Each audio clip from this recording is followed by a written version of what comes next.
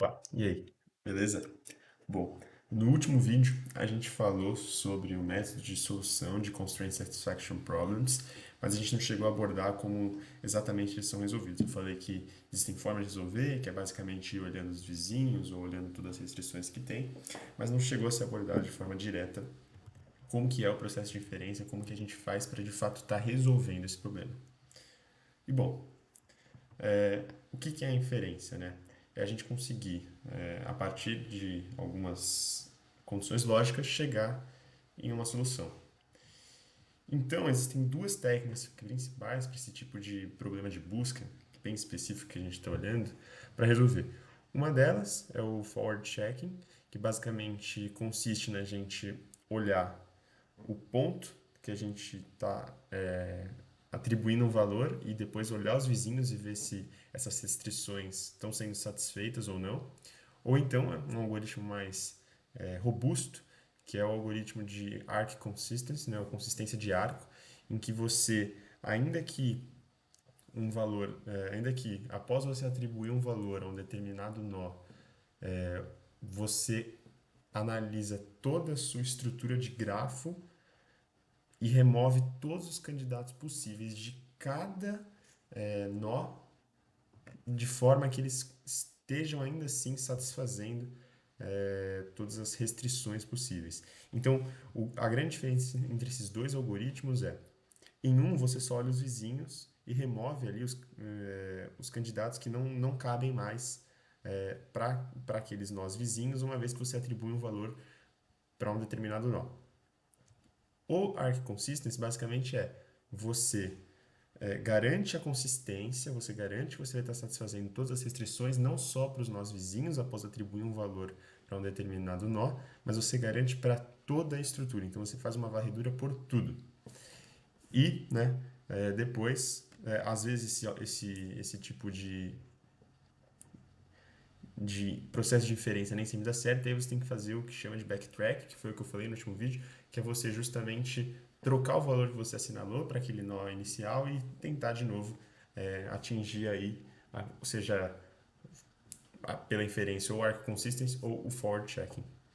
Então, bom, dei aqui uma varrida geral e assim, sobre esses dois, né, principalmente o arc consistency, a gente pode sempre fazer um pré-processamento da nossa estrutura de grafo, ou seja, a gente meio que analisa as alternativas que não estão de acordo com a restrição.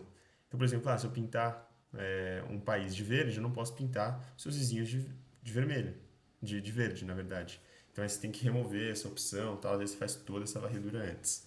Só para garantir que, por exemplo, que um valor ali não vai continuar sendo analisado e que evite tempo de processamento. Então, a gente pode fazer esse pré-processamento sempre depois de uma determinada etapa. E aí existe um algoritmo que a gente consegue estar utilizando, que é justamente para já fazer esse pré-processamento antes de executar qualquer valor. Então, para fazer isso, existe aqui um algoritmo chamado AC3, que é um algoritmo um pouquinho mais complexo, demora um pouco mais de tempo para explicar, não é conteúdo para esse vídeo, mas eu sugiro esse vídeo aqui se vocês quiserem ver como resolve. É um vídeo bem bom, está em inglês, bem legal de como você executa esse algoritmo AC3, ele faz bem o passo a passo definido. E aí existe um cenário, né, em que os nossos problemas são problemas independentes, que no caso aqui seria o caso da Tasmânia, no nosso exemplo aqui da Oceania. E qual que é o lance dos problemas independentes? É, eles são problemas independentes, ou seja, um não afeta o outro. Se você colorir de uma cor em um problema e o vizinho dele não está conectado, significa que você ainda pode colorir ele da mesma cor. Então você reduz muito a complexidade. Então, por exemplo, se você, para um determinado problema aqui, em que tudo é conectado, nada é independente, você demoraria 4 bilhões de anos para resolver 10 milhões de nodes por segundo. Né? Agora,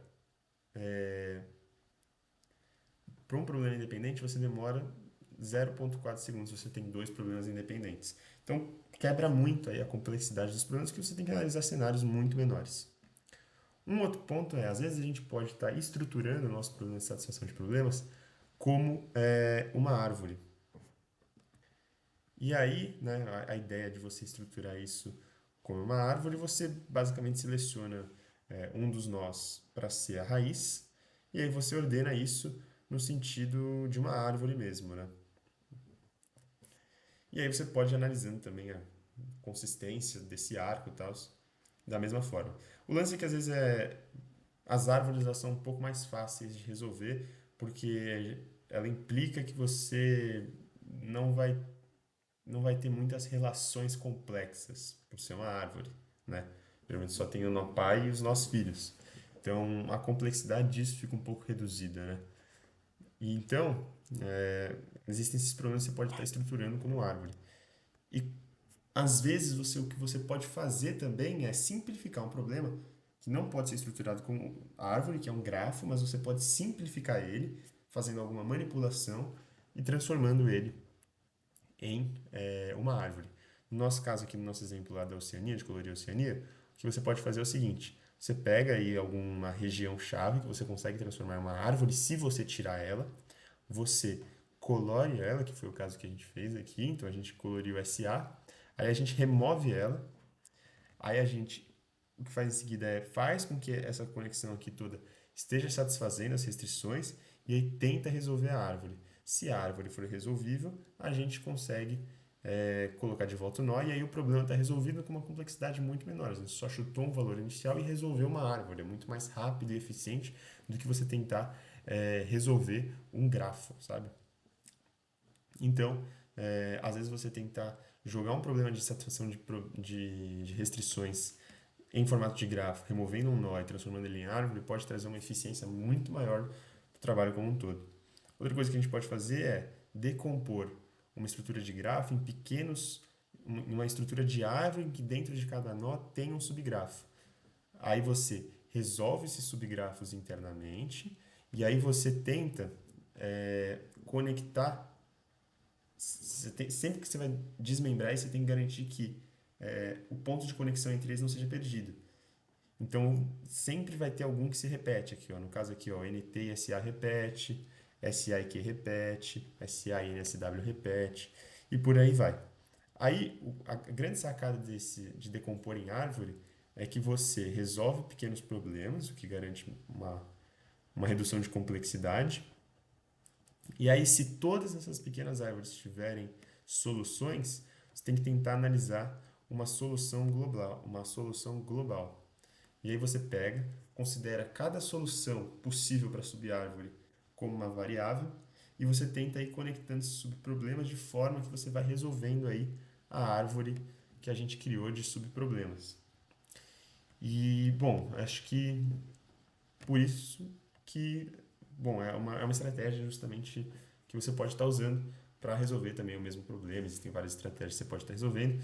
Só para finalizar o vídeo aqui, a gente pode pegar a estrutura de grafo normal, usar o forward checking ou a estrutura de arc consistence, tanto como uma estratégia de pré-processamento como estratégia durante a execução do algoritmo. Então, você colore um, ou você faz um pré-processamento, garantindo que você consegue ali usar determinados valores e retirar outros, ou então você pega, atribui um valor a um determinado nó e aí faz todo esse processo, ou de checar os vizinhos ou de fazer uma varredura completa.